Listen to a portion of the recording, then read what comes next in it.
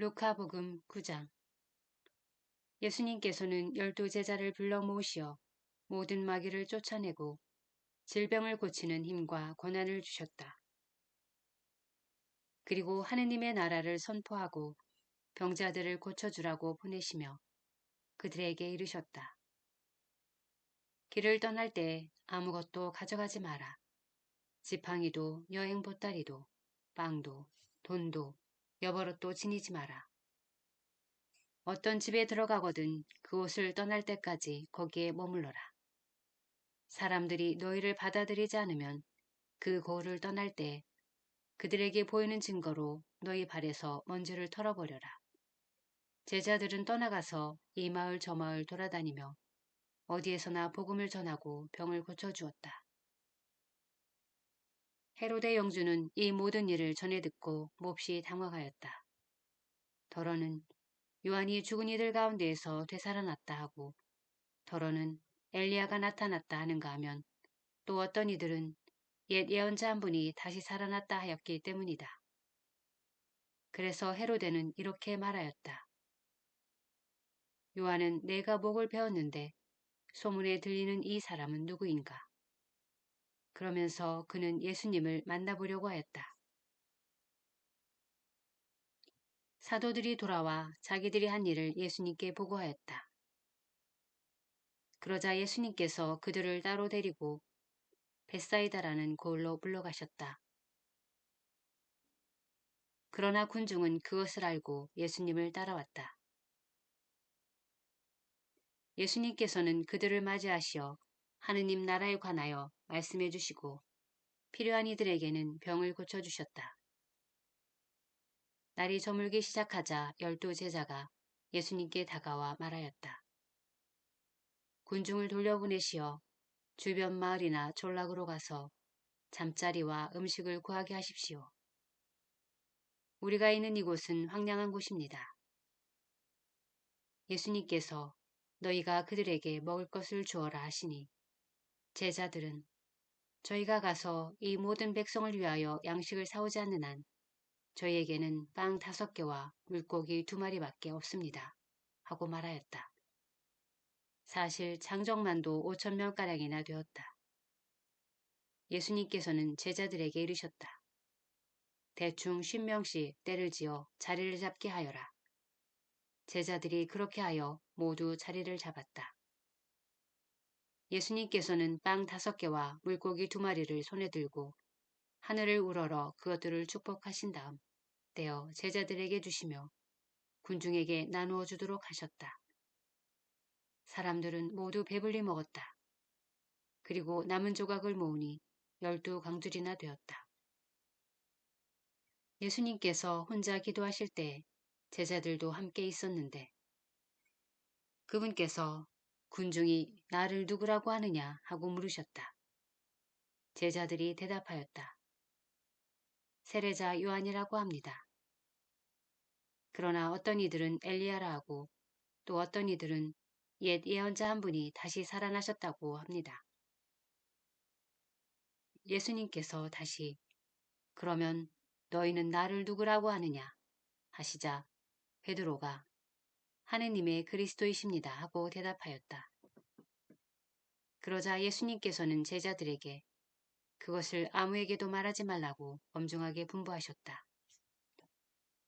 예수님께서는 이어서 사람의 아들은 반드시 많은 고난을 겪고 원로들과 수석 사제들과 율법 학자들에게 배척을 받아 죽임을 당하였다가 사흘 만에 되살아나야 한다 하고 이르셨다.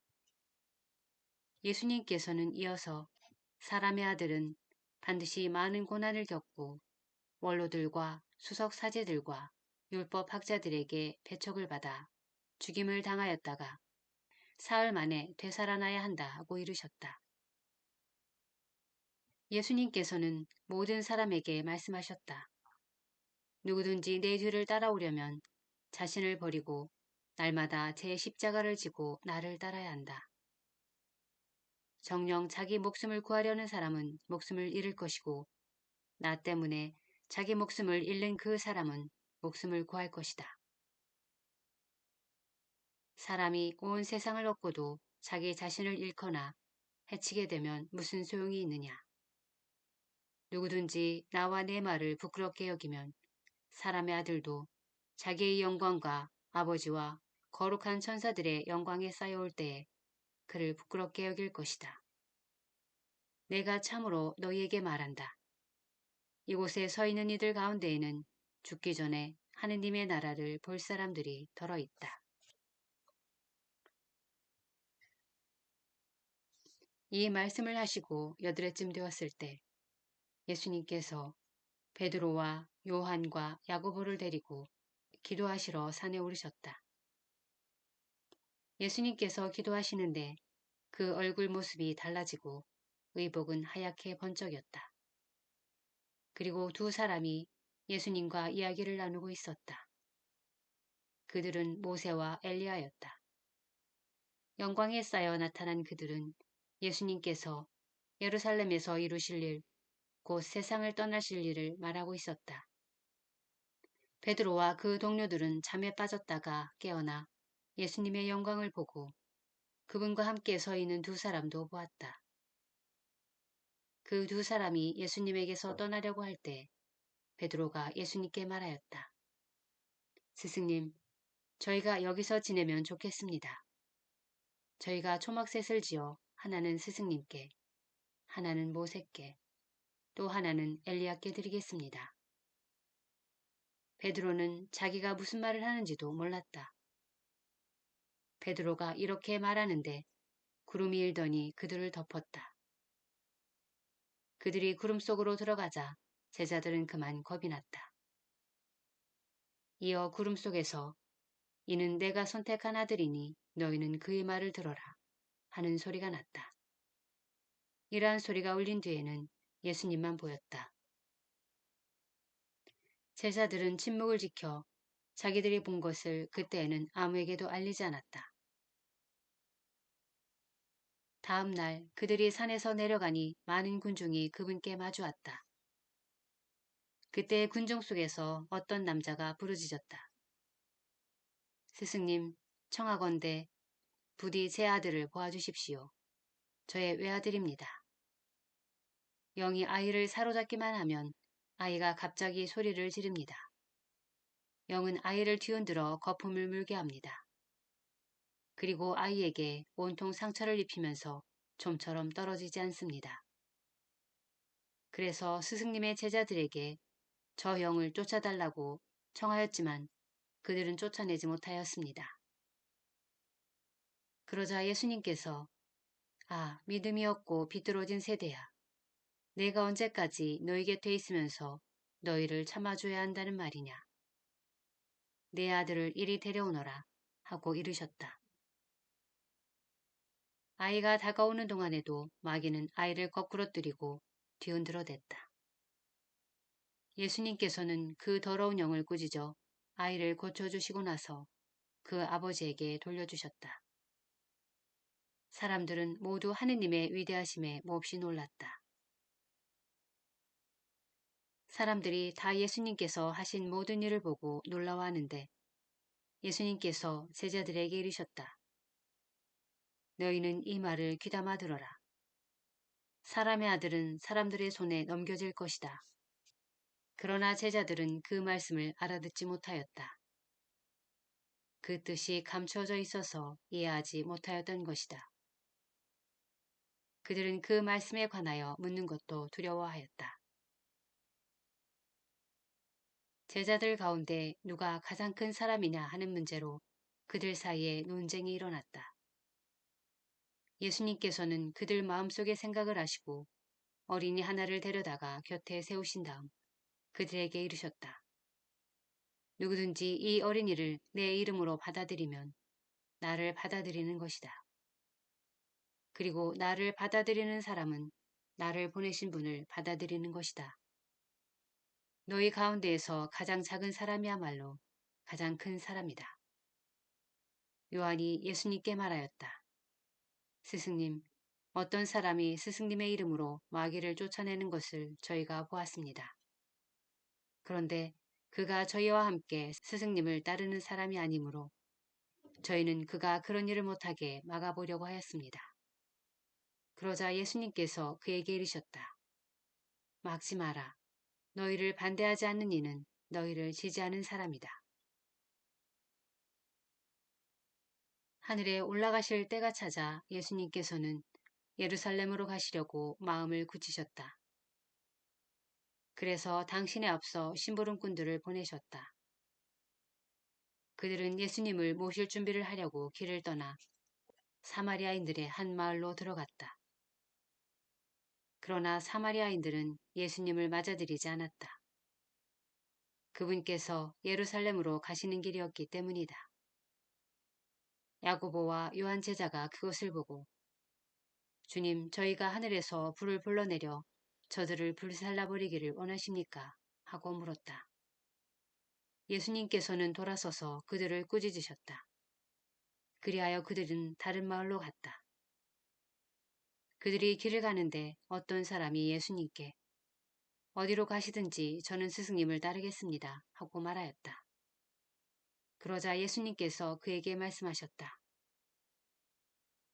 여우들도 굴이 있고 하늘의 새들도 보금자리가 있지만 사람의 아들은 머리를 기댈 곳조차 없다. 예수님께서는 다른 사람에게 나를 따라라 하고 이르셨다. 그러나 그는 주님 먼저 집에 가서 아버지의 장사를 지내게 허락해 주십시오 하고 말하였다. 예수님께서 그에게 죽은 이들의 장사는 죽은 이들이 지내도록 내버려 두고 너는 가서 하느님의 나라를 알려라 하고 말씀하셨다. 또 다른 사람이 주님, 저는 주님을 따르겠습니다. 그러나 먼저 가족들에게 작별 인사를 하게 허락해 주십시오 하고 말하였다. 예수님께서 그에게 이르셨다. 쟁기에 손을 대고 뒤를 돌아보는 자는 하느님 나라에 합당하지 않다. 루카복음 10장.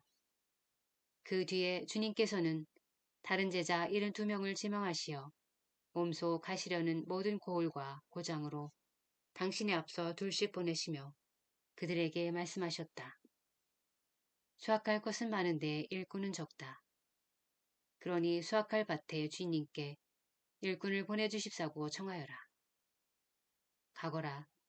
나는 이제 양들을 이리떼 가운데로 보내는 것처럼 너희를 보낸다. 돈 주머니도 여행 보따리도 신발도 지니지 말고 길에서 아무에게도 인사하지 마라. 어떤 집에 들어가거든 먼저 이 집에 평화를 빕니다 하고 말하여라.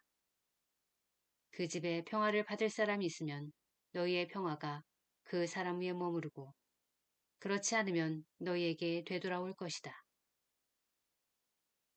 같은 집에 머무르면서 주는 것을 먹고 마셔라. 일꾼이 품삯을 받는 것은 당연하다. 이 집 저 집으로 옮겨 다니지 마라.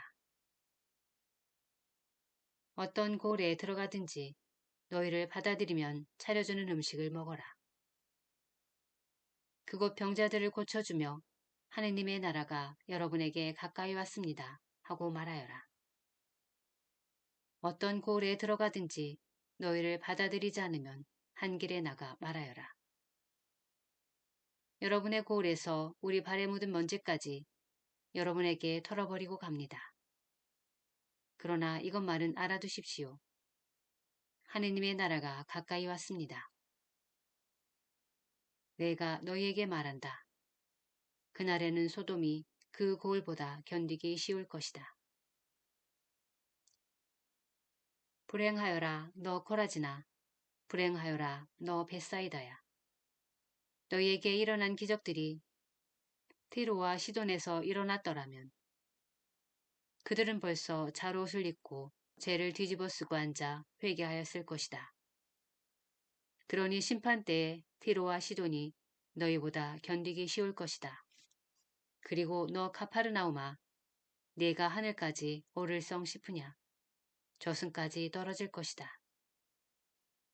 너희 말을 듣는 이는 내 말을 듣는 사람이고 너희를 물리치는 자는 나를 물리치는 사람이며 나를 물리치는 자는 나를 보내신 분을 물리치는 사람이다.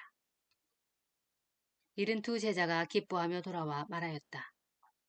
주님, 주님의 이름 때문에 마귀들까지 저에게 복종합니다. 그러자 예수님께서 그들에게 이르셨다. 나는 사탄이 번개처럼 하늘에서 떨어지는 것을 보았다. 보라, 내가 너희에게 뱀과 점가를 밟고 원수의 모든 힘을 억누르는 권한을 주었다. 이제 아무것도 너희를 해치지 못할 것이다. 그러나 영들이 너희에게 복종하는 것을 기뻐하지 말고 너의 이름이 하늘에 기록된 것을 기뻐하여라. 그때 예수님께서 성령 안에서 즐거워하며 말씀하셨다. 아버지, 하늘과 땅의 주님, 지혜롭다는 자들과 슬기롭다는 자들에게는 이것을 감추시고 철부지들에게는 드러내 보이시니 아버지께 감사를 드립니다. 그렇습니다. 아버지, 아버지의 선하신 뜻이 이렇게 이루어졌습니다. 나의 아버지께서는 모든 것을 나에게 넘겨주셨다. 그래서 아버지 외에는 아들이 누구인지 아무도 알지 못한다. 또 아들 외에는 그리고 그가 아버지를 드러내 보여주려는 사람 외에는 아버지께서 누구이신지 아무도 알지 못한다. 그리고 예수님께서는 돌아서서 제자들에게 따로 이르셨다. 너희가 보는 것을 보는 눈은 행복하다. 내가 너희에게 말한다. 많은 예언자와 임금이 너희가 보는 것을 보려고 하였지만 보지 못하였고 너희가 듣는 것을 들으려고 하였지만 듣지 못하였다. 어떤 율법 교사가 일어서서 예수님을 시험하려고 말하였다. 스승님, 제가 무엇을 해야 영원한 생명을 받을 수 있습니까? 예수님께서 그에게 말씀하셨다. 율법에 무엇이라고 쓰여 있느냐?